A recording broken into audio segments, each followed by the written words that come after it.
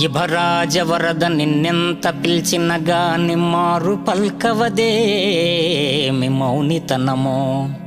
మునిజనార్చిత నిన్ను మ్రొక్కి వేడిన గాని కనుల చూడవదేమి గడుసుతనమో.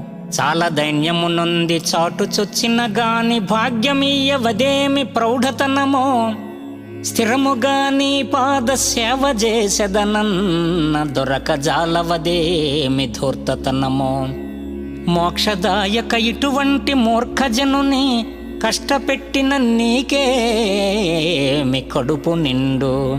భూషణ వికాస శ్రీధర్మపుర నివాస దుష్ట సంహార నరసింహ దురిత దూర.